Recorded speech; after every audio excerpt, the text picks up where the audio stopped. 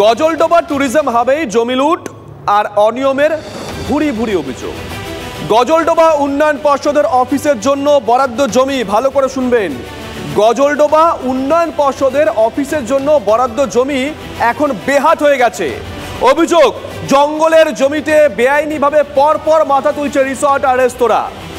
Bulldozer নিয়ে প্রশাসনিক কর্তারা ছুটলেও বোধহয় সেসব তাদের চোখেই পড়ছে না। প্রশ্ন উঠছে, তাহলে সবটাই কি লোক দেখানো চলছে? রাজগঞ্জ ব্লকের গজলডোবায় মেগা ট্যুরিজম হাব তৈরি করেছে মমতা বন্দ্যোপাধ্যায়ের সরকার। 600 কোটি টাকা বিনিয়োগও করা হয়েছে। ঢেলে সাজানো হয়েছে ভোরের আলো প্রকল্পকে।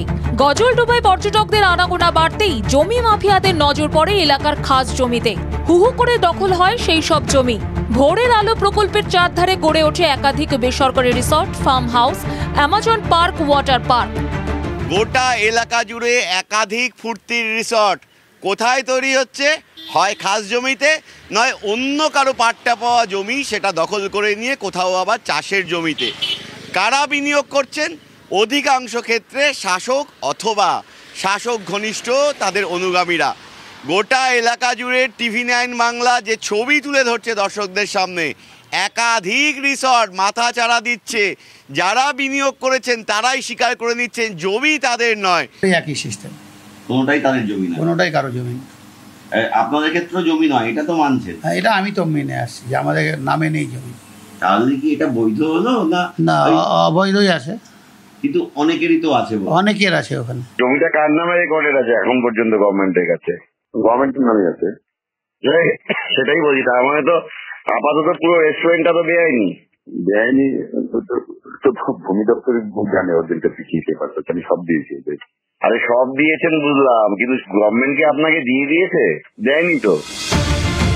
গত মাসে নবান্নের সভায় জমি জবরদখল নিয়ে ফুঁসে উঠতে দেখা গিয়েছিল মুখ্যমন্ত্রীকে। ওখানে একটা ল্যান্ড মাফিয়া গ্রুপ তৈরি হয়েছে। তারা গভর্নমেন্টের সব জমি কাওয়াখালী থেকে শুরু করে বিক্রি করে দিচ্ছে। এটা নিয়ে আমি অলরেডি তদন্তের নির্দেশ দিয়েছি। এক্ষেত্রে পুলিশও লোকাল ইনভলভ আছে, ল্যান্ড ডিপার্টমেন্টও ইনভলভ আছে। মুখ্যমন্ত্রীর বার্তার পরই বেদখল হওয়া জমি ফেরাতে তৎপর হয় জেলা প্রশাসন। ভোরের আলোর কাছে সরকারি খাস জমি দখল করে রাখার অভিযোগ ছিল শিলিগুড়ি পুর নিগমের কাউন্সিলর রঞ্জনশীল শর্মার বিরুদ্ধে। বুলডোজার চালিয়ে সেই জমি পুনর্দখল করা হয়। রঞ্জনশীল শর্মার দখলে থাকা জমি পুনর্দখল করা হয়েছে, কিন্তু বাকিগুলো কবে? মুখ্যমন্ত্রী বলছেন জিরো টলারেন্স, কিন্তু জিরো টলারেন্স হলে কোথায় অভিযান? রঞ্জনশীল শর্মার দাবি, তিনি ছাড়াও শাসক কাউন্সিলর দুলাল দত্ত জমি দখলে রেখেছিলেন। সেই জমি কেন উদ্ধার হলো না? আমার তো জায়গাই নেই। রঞ্জনদা কি কারণে আমার কথা বললো সেটা রঞ্জনদাই ভালো বলতে পারবে। রঞ্জনদার একারই তো 12 আর 8 কাটা 4 কাটা 12 থেকে 14 কাটা জমি আছে রঞ্জনদার। সেখানে তো আমাদের 4 জন মিলে 4 বিঘা নিয়েছিলাম। প্রশ্ন আরও আছে, গজলডোবায় চাষের জমির দখল সত্ত্ব কিনে কিভাবে গড়ে উঠল অ্যামাজন পার্ক, ওয়াটার পার্ক? কিভাবে মিলল ছাড়পত্র? শাসক দলের এক প্রয়াত নেতার রিসর্টে এখনো কেন বুলডোজার চলল না? একেবারে হরিলুট ছাড়া কি বলবো, এটা দেখারও কেউ নাই। সরকারের উচিত ছিল এই জমির নিয়ন্ত্রণ করার জন্য, এই জমির ব্যবহারের নিয়ন্ত্রণ। এরা সবাই হচ্ছে এই সমস্ত বেআইনি কাজের সঙ্গে যুক্ত। এমন ভাব যেন মানে ভাজা মাছ উল্টে খেতে জানেন না। সবই এগুলো হয়েছে তৃণমূল নেত্রীর প্রশ্রয়ে বা তৃণমূল নেত্রীর নির্দেশে। মজার বিষয়, গজলডোবার যে উন্নয়ন পর্ষদ, এলাকার বিধায়ক খগেশ্বর রায় বলছেন, আরে এইসব জমি তো পুনর্দখল করা দূরে থাক, গজলডোবা উন্নয়ন পর্ষদের যে জমি, যেখানে অফিস হওয়ার কথা গজলডোবা উন্নয়ন পর্ষদের, সেই জমিটাও দখল হয়ে গিয়েছে। জমি 63 জমি সেখানে আমরা স্পটে গেলাম, দেখলাম সত্যিকার দেখলাম বাউন্ডারি ওয়াল দেওয়া আছে। কারা দিল? বাউন্ডারি ওয়াল দেওয়া আছে, উপরে একটা টিনের ঘর আছে। কে বা কারা আমরা লোকটা পেলাম না। তো আমি টোটাল এই এলাকা খুব একটা আসি বা কে বা কারা জমি কে কোথায় সেগুলো আমি নজর দিই। জেলা প্রশাসনের একাংশের বক্তব্য, রাতারাতি সব জমি পুনর্দখল করা সম্ভব নয়। মুখ্যমন্ত্রীর জিরো টলারেন্সের নীতিকে সামনে রেখে দ্রুত অভিযানের লক্ষ্যে সমীক্ষা চালানো হচ্ছে। এখন দেখার বিষয় একটাই, সমীক্ষার ফল কতটা ফলে। ক্যামেরায় দীপায়নের সঙ্গে প্রসেনজিতের রিপোর্ট, TV9 বাংলা। এদিকে বর্ষা ঢুকতেই রাজ্যে ডেঙ্গির চোখ রাঙানি। এখনো পর্যন্ত রাজ্যে ডেঙ্গি আক্রান্তের সংখ্যা 2000 ছাড়িয়েছে। এই অবস্থায় যুদ্ধকালীন তৎপরতায় প্রয়োজন বলে মনে করছেন চিকিৎসক সংগঠনের কর্তারা। স্বাস্থ্য দপ্তরের অবশ্য দাবি, ডেঙ্গি রুখতে সব স্তরেই চূড়ান্ত পদক্ষেপ ইতিমধ্যেই করা হয়েছে।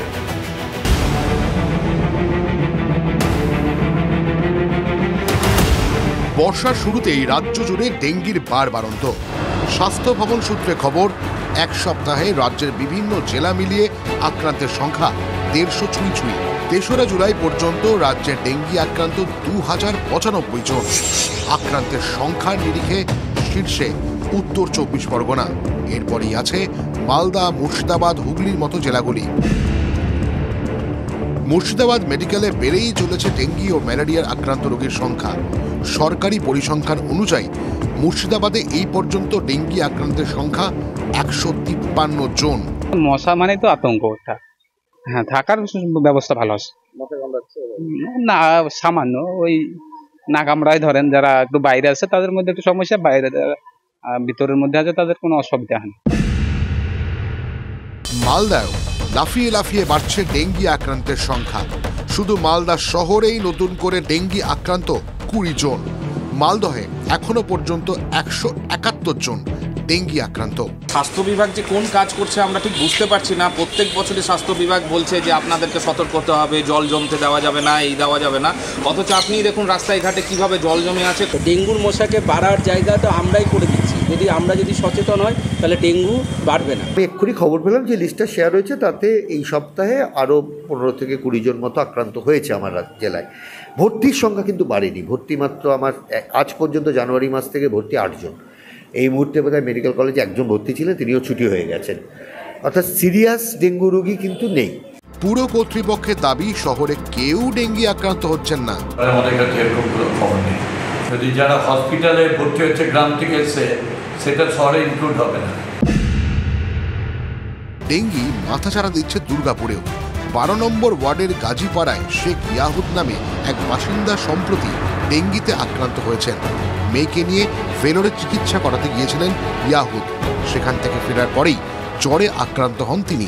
দেখিয়ে না দেখলাম যে না, ভালো বুঝলাম না, জ্বর কমছে না, জ্বর তারপরের দিনই আবার সকালে আবার চলে গেলাম বিধাননগর। ওইখানে নাকি বলছে যে ডেঙ্গু নাকি বলছে, বাবা আমি জানি না, ওই বলছে। এলাকার ডেঙ্গি প্রকোপ দেখা দেওয়ায় নিকাশি ব্যবস্থাকে দায়ী করেছেন স্থানীয় বাসিন্দারা। মশা মানে প্রচন্ড মশা, প্রচন্ড মশা, জাম হলে পুরো প্রচন্ড মশা। তেল ফেল দেয় এরা, কিছু দেয় না, ব্লিচিং পাউডার পর্যন্ত দেয় না। 4টে কেস আপাতত এখন, তো সেটা ব্যাঙ্গালোর আর সুরাট এরকমভাবে আমরা বাইরের কেসে পেয়েছি। আমাদের যেসব হেলথ সেন্টারগুলো আছে সেখানে যে জ্বরের কেসগুলো আসছে সেগুলো এখনও আমরা পজিটিভ কেস পাইনি। ডেঙ্গি রুখতে যুদ্ধকালীন তৎপরতার প্রয়োজন বলে মনে করেন চিকিৎসক সংগঠনের কর্তারা। আর্লি কেস ডিটেকশন এবং প্রম্পট ট্রিটমেন্টের যে ব্যবস্থা, যেটা পাবলিক হেলথের মেজারমেন্ট হিসাবে নেওয়ার কথা, সেগুলো সরকার যুদ্ধকালীন তৎপরতায় নিক, তাহলেই আশা করা যায় যে মানুষের যে এই ভয়াবহ বিপদের যে সম্মুখীন হতে চলেছে সেই জায়গা থেকে হয়তো মানুষকে হয়তো খানিকটা হলেও হয়তো আটকানো রক্ষা করা যেতে পারে। বিশেষজ্ঞদের পরামর্শ, প্রবল জ্বর, মাথা ব্যথা, পেশিতে ব্যথা, বমি, ডায়রিয়ার মতো ডেঙ্গির লক্ষণগুলো দেখলেই চিকিৎসকের কাছে যাওয়া উচিত। ডেঙ্গিতে আক্রান্ত হলে পর্যাপ্ত জল খাওয়ারও পরামর্শ দিচ্ছেন তারা। Bureau report, TV9 Bangla.